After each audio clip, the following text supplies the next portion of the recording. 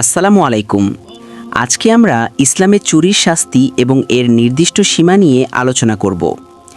ইসলামী শরীয়তে চুরির শাস্তি হিসেবে হাত কাটার বিধান থাকলেও যে কোনো সামান্য কিছু চুরি করলেই হাত কাটা যায় না। এর জন্য একটি নির্দিষ্ট আর্থিক সীমা বা নিসাব নির্ধারণ করে দেওয়া হয়েছে। সহিহ মুসলিম শরীফের দুটি হাদিস থেকে আমরা এ বিষয়ে স্পষ্ট নির্দেশনা পাই। হাদিসের আলোকপাত।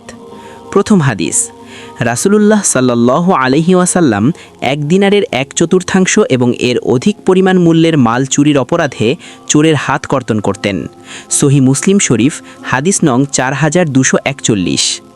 দ্বিতীয় হাদিস, রাসূলুল্লাহ সাল্লাল্লাহু আলাইহি ওয়াসাল্লাম বলেছেন, এক দিনারের 1/4 এবং এর অধিক মূল্যের মাল চুরি ব্যতীত চোরের হাত কর্তন করা যাবে না। সহিহ মুসলিম শরীফ হাদিস নং 4253। এই হাদিস থেকে আমাদের শিক্ষা: 1. ইসলামের ভারসাম্য।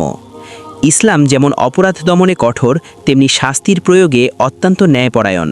তুচ্ছ বা অতি সামান্য মূল্যের কোনো জিনিস চুরির জন্য হাত কাটার মতো কঠোর শাস্তি প্রযোজ্য নয়। 2. নিসাব বা সীমা।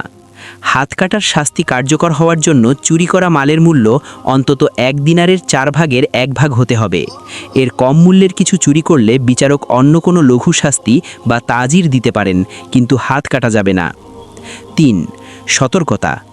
এই বিধান আমাদের স্মরণ করিয়ে দেয় যে পরের সম্পদ আত্মসাৎ করা কতটা ভয়াবহ অপরাধ। আল্লাহ তাআলা আমাদের হালাল উপার্জনের তৌফিক দান করুন এবং অন্যের সম্পদের প্রতি লোভ করা থেকে হিফাজত করুন। আমিন।